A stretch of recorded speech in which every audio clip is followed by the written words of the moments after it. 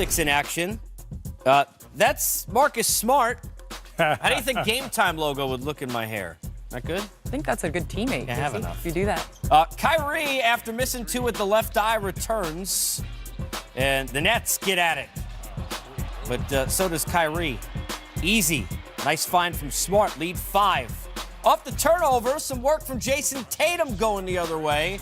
Zeke, how about Tatum here after all that he did last year and trying to follow that up? I think he's having a good second year. However, the expectations of being better than you were the first year, that's always going to be tough for that second-year player because, his name is on the board. But I like the way he's handled it and the way he's come out, and he's having a good second year.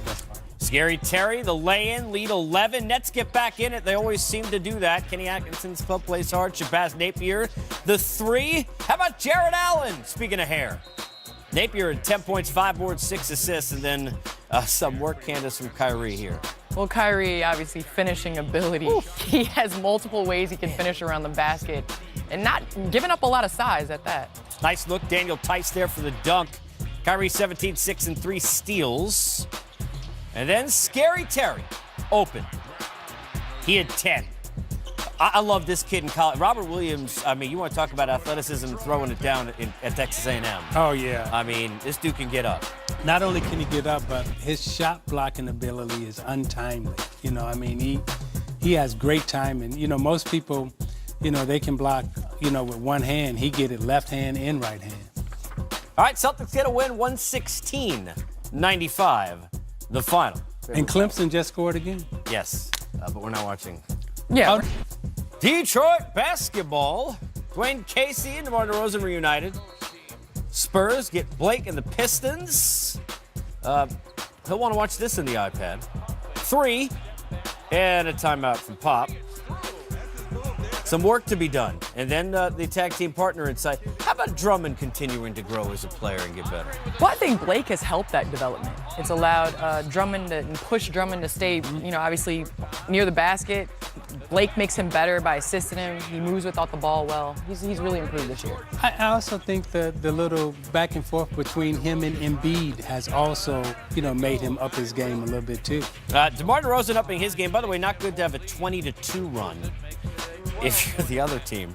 That's what happened here. DeRozan had 11, lead 12. They outscored the Pistons 34-20 in the second quarter. Patty Mills lead 8 at the break. Then more. Blake Griffin, Zeke, showing the crossover. Yeah, the thing that we didn't know about Blake when he came into the league, he didn't have these kind of handles, and you always wondered, what was his work ethic like. But now Blake really has everything. So every year he's added something new to his game to make him better. DeRozan inside the lane. Goody had 26, 7 boards, 9 assists, lead 12. L.A., LaMarcus Aldridge closing it out. Little Tim Duncan bank shot. Hezzy. And a lay-in. He had 25. Greg Popovich ties Jerry Sloan, 3rd most wins in NBA history. Yet another.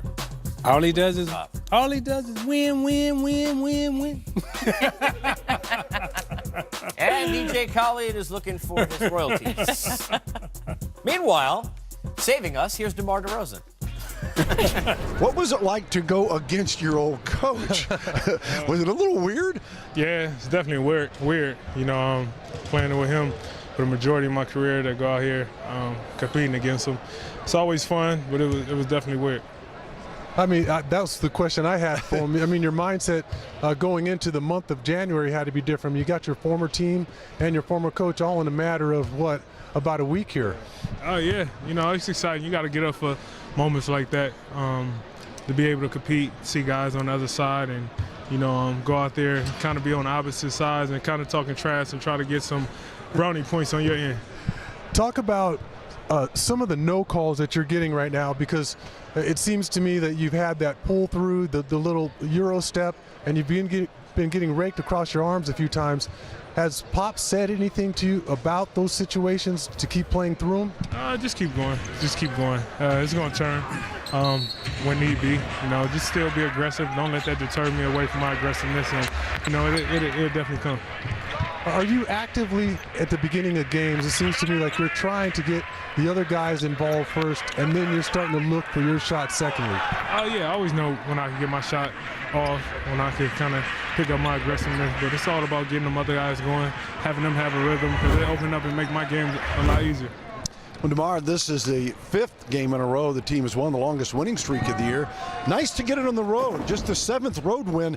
You guys have been closing the gap recently. You had a big one out at L.A. What's been the difference with the team's better play away from home?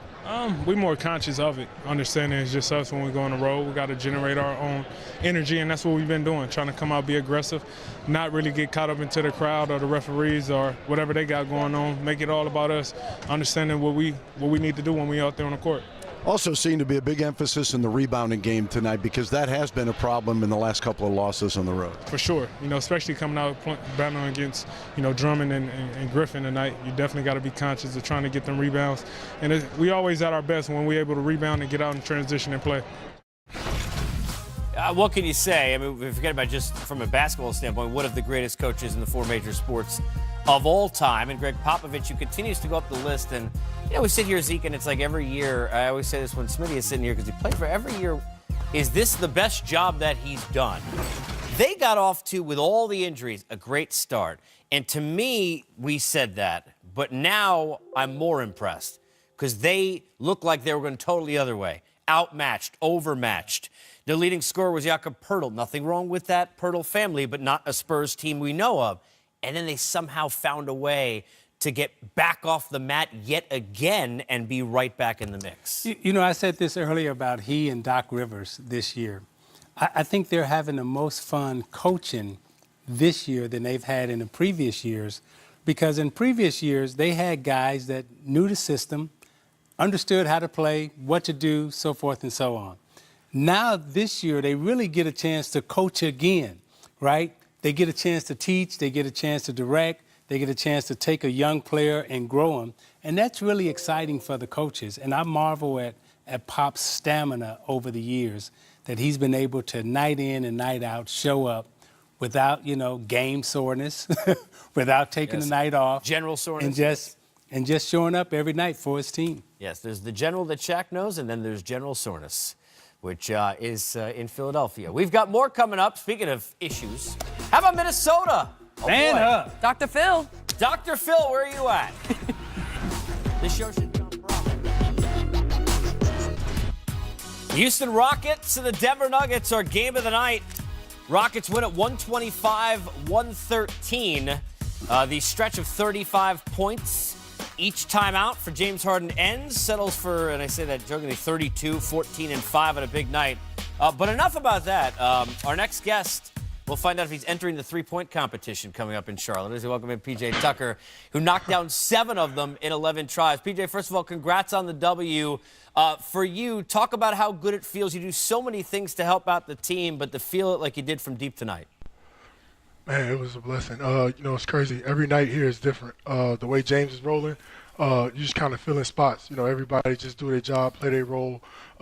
He gets it going. He gets our offense fueled. So, one night you might get 10, 11 shots. One night you might not get but 1 or 2. But it's just playing the same way every single game.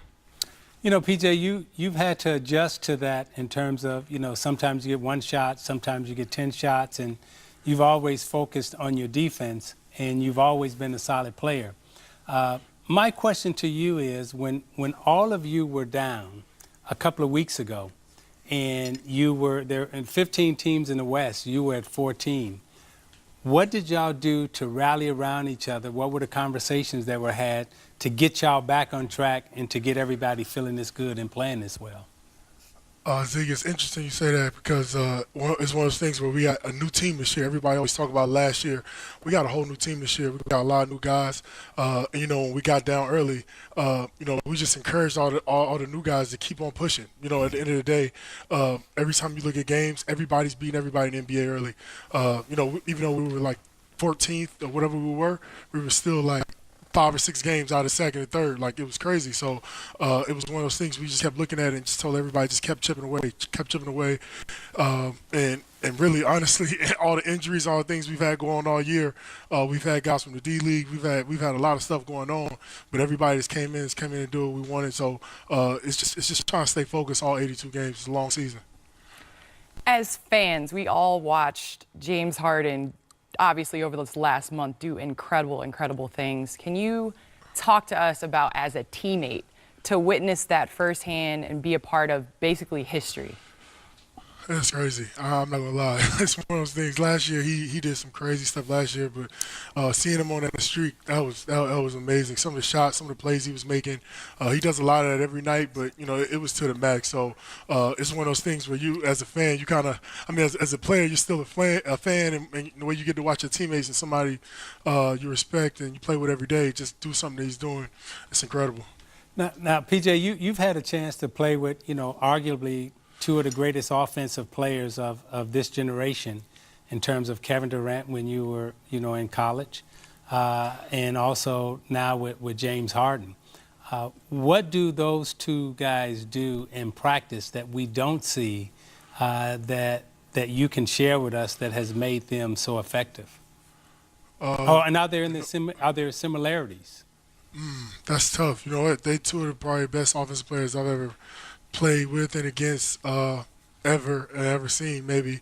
One thing I will say, I know JH, every single day, he is the last one to leave the gym. Like, he gets his routine in, no matter we on a back-to-back, no matter, if he's tired, if he's hurt, like, he gets his routine in. So those shots you see him make at the end of games and, behind the screens and splitting people and step backs, he practices that stuff every single day, and I'm in there with him, and it's amazing. And in the summertime, he's doing that same stuff all the time. So, for me, just being around him so much, to see him actually do it in games, I know he can make it, and I try to get him open as much as I can because I know he can do it.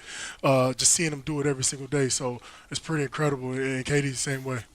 PJ, I got to ask you before we let you run, because you guys have so much talent on this team, obviously went as deep as you did last year, and it's still somehow, and it's hard to say underrated because I know he got paid to stay with the team, but Clint has a career high, 31 points tonight, and I always talk about the fact that I don't think people give enough credit to all the things he does to make everybody better. So for those who don't maybe understand the importance of Capella, can you give us a sense as a teammate of why it's so imperative that he's a part of this basketball team?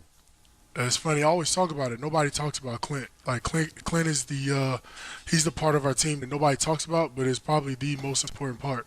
Everybody, obviously James does so much, Chris does so much, but we honestly got a big three because Clint Capella, every single night. The way he monsters the boards, the way he catches our lobs, he has great hands, the way he makes plays in the pocket when they double James.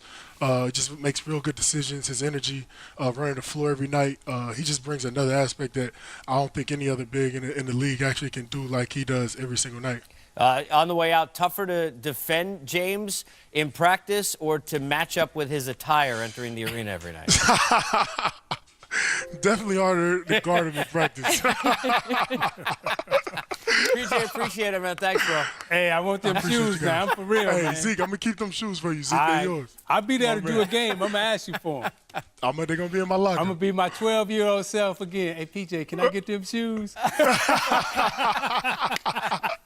Done deal. All right, PJ, be good, man. That's PJ Thanks, Tucker. Thanks, This team has the one thing you got to be fair with. They're resilient.